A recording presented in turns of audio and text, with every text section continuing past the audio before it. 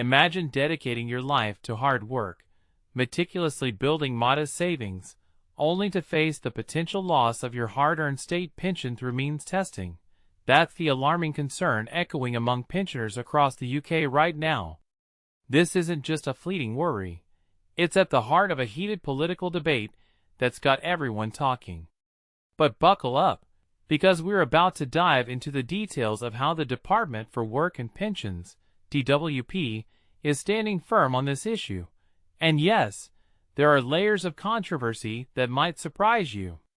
Let's break it down step by step, keeping things clear and straightforward, even for those new to the world of pensions and government policy. The DWP has officially reaffirmed that the Labour government has absolutely no intention to introduce means testing for state pension payments.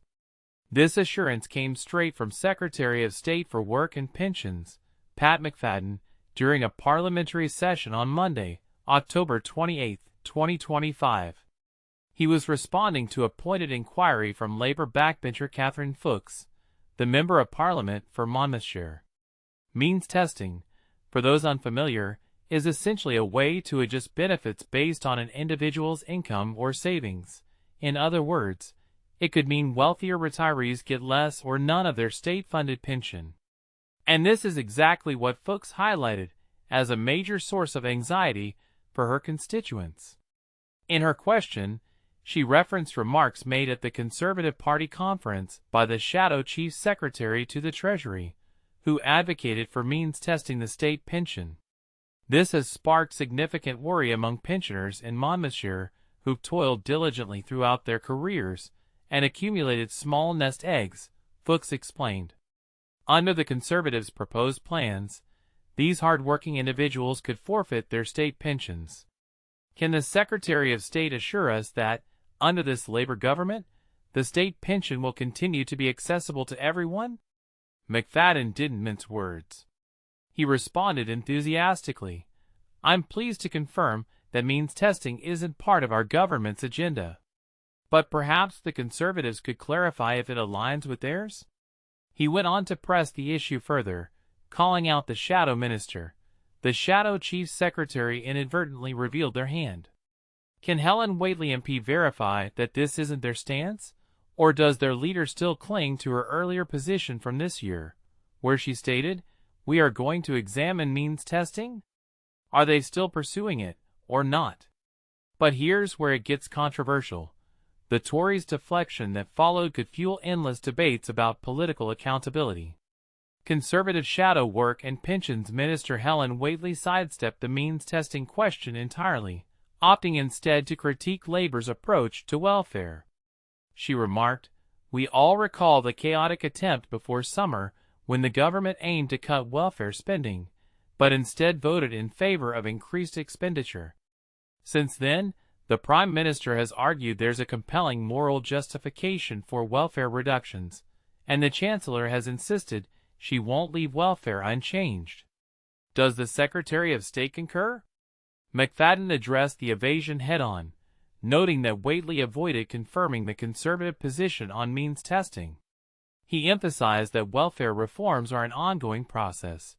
For instance, they've implemented key updates to the Universal Credit System, which passed through Parliament. Plus, they're introducing vital employment support initiatives to aid long-term sick or disabled individuals, as well as young people entering the workforce, through various policies discussed that day. For more context, check out this related piece. Ex-DWP employee shares reason state pension payments can never be means tested. https://www.dailyrecord.co.uk/money/means-testing-pension-payments-357278838. And if you're curious about the latest rates, here's an update on new and basic state pension payment rates from April. Check yours now. https://www.dailyrecord.co.uk/lifestyle/money/new-state-pension-payment-rates-3611131. And this is the part most people miss. The exciting news about pension increases that could bring real financial relief. Millions of retirees are poised for a substantial boost in their state pension come April 2026, thanks to the completion of the triple lock mechanism by the Office for National Statistics, ONS, last week. The Consumer Price Index, CPI, for September stood at 3.8%, setting the stage for a rise based on earnings growth of 4.8%. To help beginners grasp this, the triple lock is a safeguard ensuring state pensions increase annually by the higher of three measures: average earnings growth from May to July, which was 4.8%, CPI inflation up to September, 3.8%, or a minimum 2.5%. For example, if inflation spikes due to rising food prices, it protects your pension from eroding in value. Think of it as an automatic adjustment to keep up with the cost of living, preventing your buying power from shrinking. Additional components, like the state pension add-ons and deferred pensions, adjust with the September CPI, while the core new and basic state pensions follow the triple lock. This 4.8% hike means someone receiving the full new state pension will get £241.30 weekly, and those on the maximum basic state pension will see £184.90 per week. Remember, your actual pension amount hinges on your national insurance contributions. Typically, you need about 35 years to qualify for the full new state pension, though this can vary if you were contracted out during your working life. Learn more at gov.uk/contracted-out. https://www.gov.uk/contracted-out. This increase translates to roughly £574 more annually for the full new state pension, pushing it to £12,547 per year. Interestingly, this uprating brings the full new state pension just £36 short of the personal allowance threshold of £12,570, potentially pushing more retirees into the tax bracket in retirement. Earlier this year, the Labour government announced the personal allowance will stay fixed at £12,570 until April 2028. Chancellor Rachel Reeves is set to unveil the official annual adjustments at the autumn budget on November 26. For a 4.8% increase on current pensions, here's what recipients can expect. Full new state pension. Weekly, £241.30, up from £230.25. For weekly pay period, £965.20. Annual amount, £12,547. Full basic state pension.